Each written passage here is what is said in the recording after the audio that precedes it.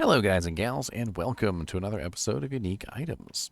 Today we're going to be looking at a very odd shield. It's an elite shield. It is known as the Dragonscale shield. It is a Zakarum shield, which means it does have pretty nice smite damage of 46 to 46, and it also has a strength requirement of 142. It is, however, a very end-game level shield at level 80, which means you're not going to be putting this on until the very end of the game. It has some very interesting statistics, and let's go over them together, shall we? So right off the bat, you'll notice it adds a pretty nice amount of fire damage of 211 to 371. But the interesting thing is that because the shield also happens to have a very nice plus 15% fire skill damage, it's going to beef up your damage a little bit further. And any fire damage that you have, in fact. So if you have fire damage coming from Holy Fire, if you have fire damage coming from Enchant, if you have fire damage coming from, an ability like Vengeance, it's going to beef up that fire damage no matter what source it is coming from. So it's always important to keep this in mind when you're thinking about fire skill damage. It's just a very nice bonus to all forms of fire damage, which really kind of points the shield directly at a paladin who is building fire.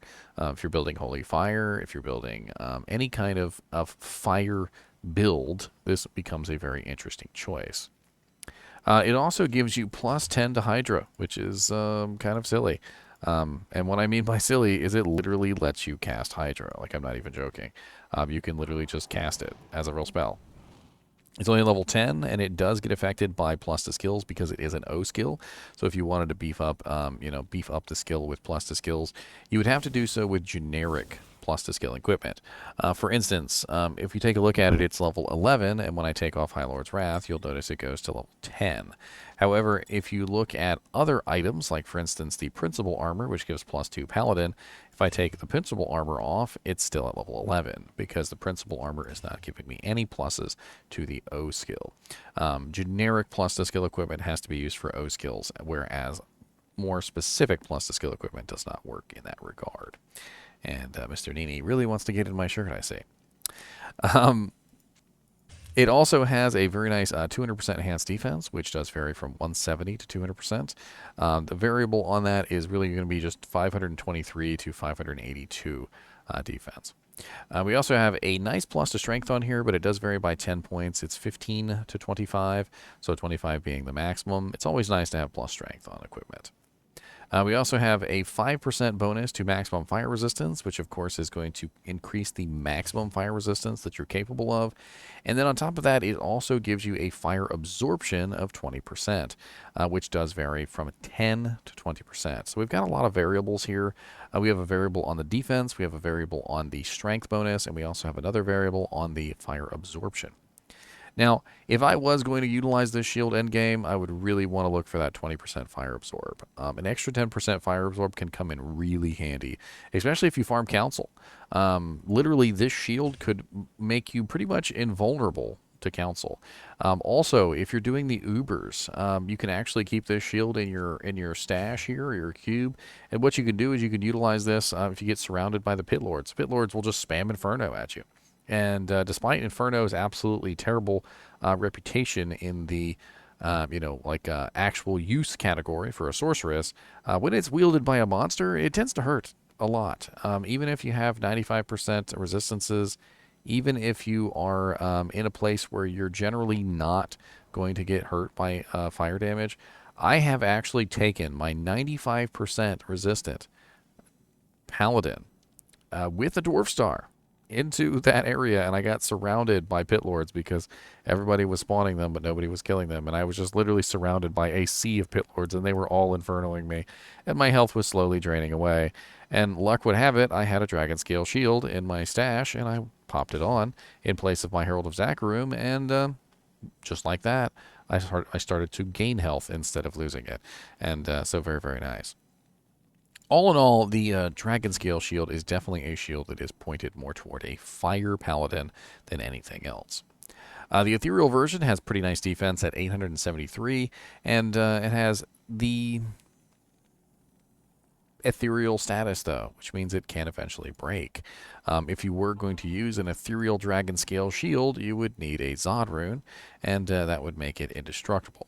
Now, this is a downside, unfortunately, because for the extra defense that you get on the Dragonscale Zakarum shield, you are losing out on the additional socket, which you're probably going to need to offset the lack of resistances. One of the big downsides of this particular shield is that it doesn't have any resistances at all.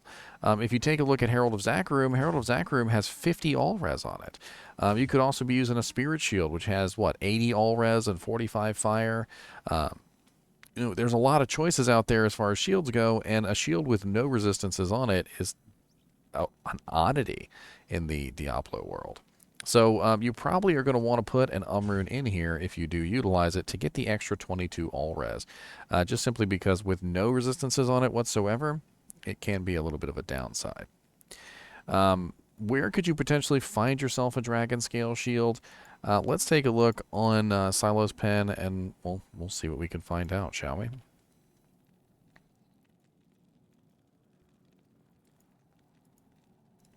Alright, so here we are in Silo's Pen, and this is a relatively high-level shield, so we're going to assume 400% Magic Find, because at level 80, which is what you need to be to put this shield on, you should be rocking some good Magic Find by then. Let's go with bosses first, and let's hit Find, and as you can see, pretty slim pickings on the drops here. We basically got Baal, Diablo, and Neolithak. And Diablo and Neolithak are awful, god-awful chances, which means your best bet is literally Baal. And that's pretty much it. All the rest of these are way too high. 1 in 20,000, 1 in 28,000, 1 in 30,000. Not the greatest. Let's take a look at super uniques and see if there's any good probabilities from the super uniques. And it does look like Pindleskin is 1 in 32,000. I guess if you just wanted to farm him over and over again. Thresh Socket, also 1 in 32,000. Not really good chances on these monsters. I mean, past the first couple here, which are already in the 30,000 plus range, pretty much. We got 161,000, so pretty terrible drop rates all around. It looks like it's either farm Pindleskin for infinity for the rest of your life and hope it drops, or farm Baal in hell difficulty and hope it drops. Because Diablo has a terrible drop rate, and Neolithak has a terrible drop rate, and it just doesn't really seem like that's going to be in your interest. There's really not a lot to say about this shield. I feel like it is self-explanatory. It is pointed at a fire damage character. It has fire skill damage, which will boost up all of your fire skill damage by 15%. It has a very nice fire absorption. It is a very themed item, much the same as the Frostwind, which I just went over. The Frostwind is very themed toward ice, and the Dragonscale shield is very themed toward fire. And that really is all there is to it. If you happen to find yourself a Dragonscale shield and you're not a fire paladin, then it's probably not going to be the best shield for you. But if you're already maxed on resistances and you don't necessarily need the Herald of Zakarum shield, this actually could be a halfway decent choice for Trav farming, because obviously when you go farm Trav, you're going to have issues with those massive numbers of Hydras and other issues in the Dragonscale. So going in there with a fire absorption shield would definitely help you out a little. Of course, you're going to have to get your resistances straight first. Otherwise, you're just going to get torn to pieces. And like I said, that's one of the downsides of the shield, is it doesn't really have any resistances on it. Anyway, as always, I do appreciate you guys and gals watching my videos. Even when we're talking about the Dragonscale Zakarum shield. And as always, keep watching.